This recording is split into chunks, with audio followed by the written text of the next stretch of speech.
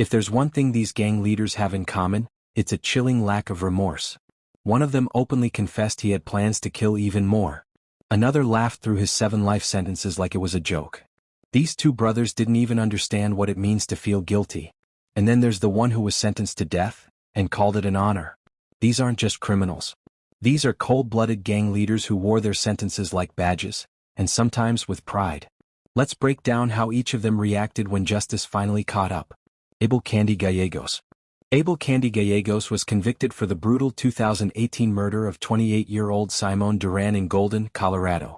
He faced a long list of charges: 2 counts of first-degree murder, second-degree kidnapping, conspiracy to commit murder, 2 counts of committing a crime of violence, retaliation against a witness, tampering with a dead body, and tampering with physical evidence.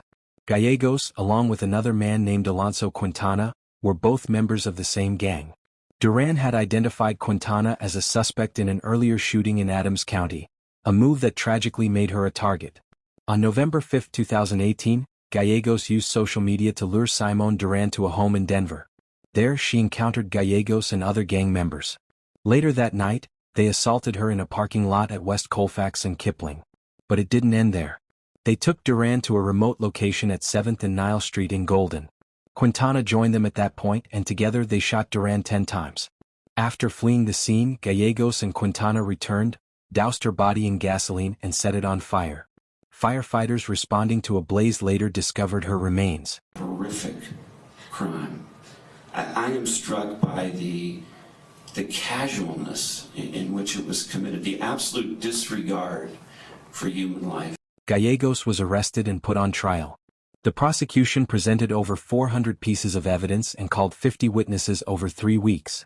The jury found him guilty of 2 counts of first-degree murder, conspiracy to commit murder, and second-degree kidnapping. It wasn't his first run-in with the law. This marked Gallegos' 6th felony conviction.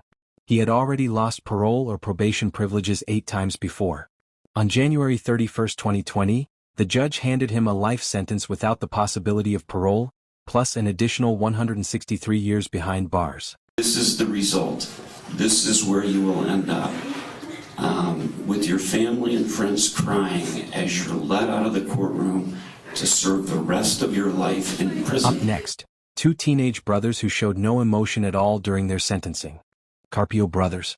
On April 24, 2013, 18-year-old Kevin Orellana was murdered in a brutal, gang-related attack at Cleveland High School in Reseda, Los Angeles. The attackers were brothers Anthony and Michael Stephen Karpio, both members of the Rockwood Street Gang. The Karpio brothers were charged and later convicted of second-degree murder. On the day of the incident, the Karpio brothers approached Orellana while he was playing handball on campus. Michael demanded to know which gang he claimed, provoking a fistfight. But it quickly turned deadly. Anthony pulled out a knife and stabbed Orellana 10 times, targeting his head, neck, and torso. They fled the scene in a minivan driven by Michael's girlfriend, Michelle Pineda. Investigators didn't have to look far. Social media activity, and an accidental phone call made during their getaway, helped police crack the case fast. They were sentenced to 15 to 16 years to life in prison. At sentencing, they sat stone-faced, showing no emotion. The Karpio brothers will not be eligible for parole until the year 2028, and by then, both of them will be in their early 30s. Next, we meet a man who also showed no remorse, even when staring death in the face. Pedro Espinosa.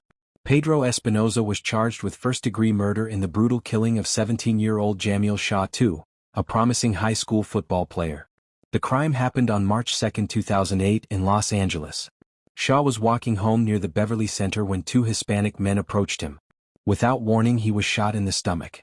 As he collapsed, more shots followed, one striking his hands then traveling into his face. Shah was rushed to the hospital, but it was too late. He died from his injuries. Espinosa, an illegal immigrant and known member of the notorious 18th Street Gang, was no stranger to law enforcement. Just months earlier, in November 2007, he had been arrested on gun charges and for assaulting a police officer. But in a decision that would prove tragic, he was released from jail early, on March 1, 2008. Less than 24 hours later, Shah was dead. On May 9, 2012, Espinosa was convicted of murder. 2 weeks later, on May 23, the jury sentenced him to death. While the defendant was an active participant in a criminal street gang and the murder was carried out to further the activities of that criminal street gang, the defendant, Pedro Espinosa, shall be put to death within the walls of the California State Prison at San Quentin in the manner prescribed by law. Throughout the trial, Espinosa remained disturbingly calm. The only moment he showed emotion was when the judge ordered him to pay for Shaw's funeral. The defendant is also ordered to pay to the State Victim Compensation Board reimbursement in the sum of $7,500. The people have submitted paperwork and the defense is submitting on that. And that is to cover the funeral and the...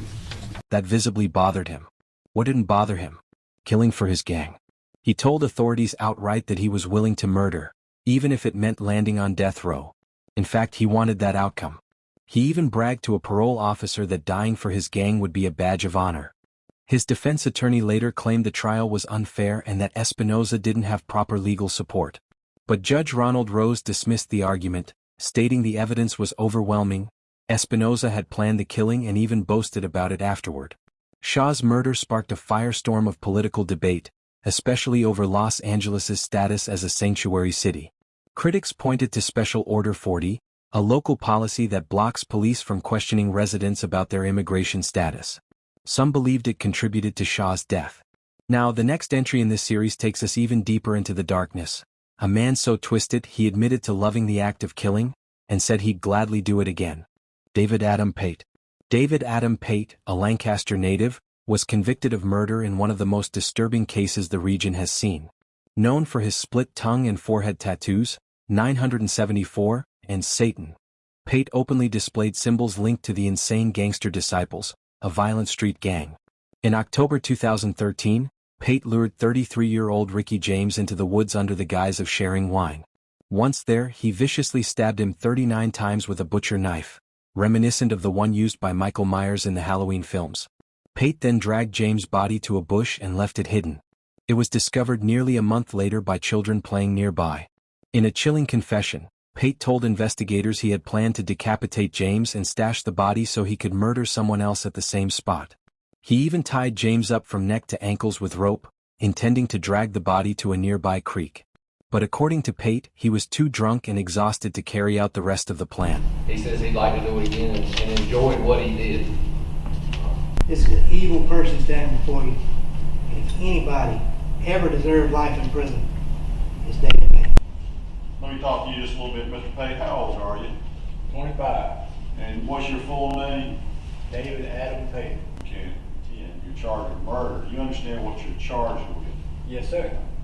And you understand that murder carries a minimum sentence of 30 years and up to life.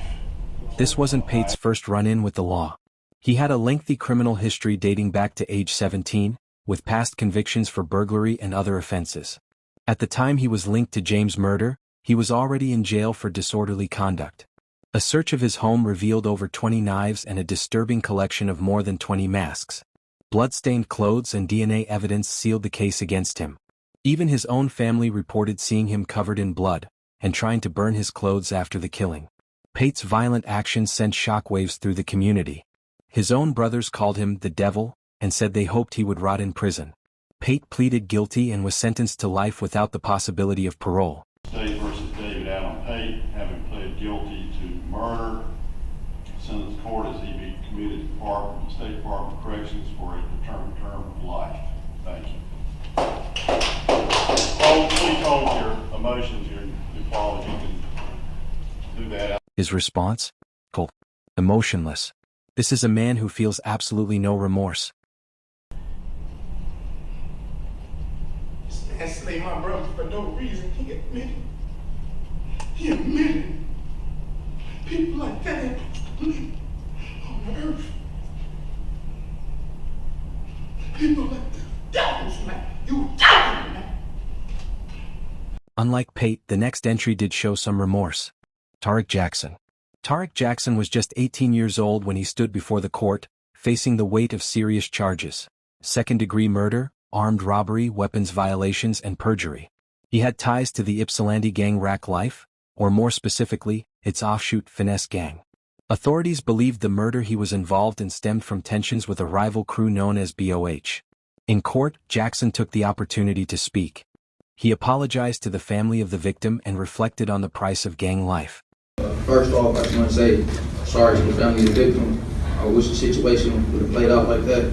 I never thought that my choices and decisions would have affected so many people. You know, no mother deserves to bury her son, and no mother deserves to see her son changed.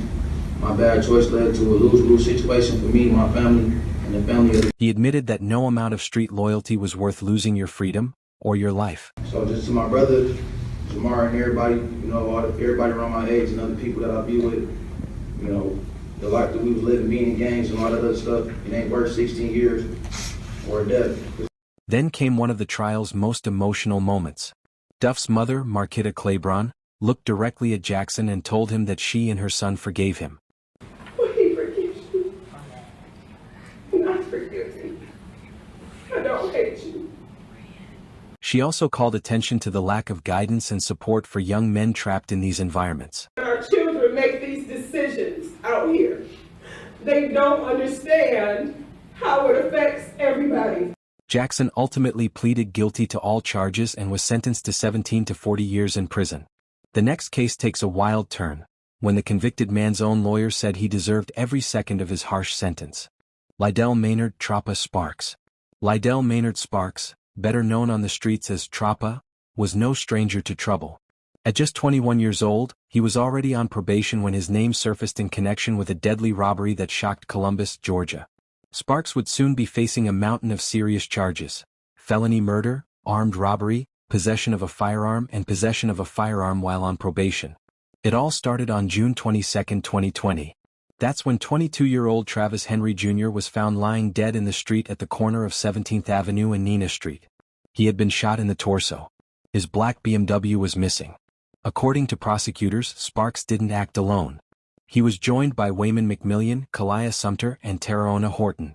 The group allegedly set a trap for Henry after Sumter and Horton flirted with him on Facebook. They had seen his flashy posts, money, designer clothes, a luxury car, and decided to cash in. In court, all three co-defendants pointed fingers at Sparks. They claimed he pulled the trigger.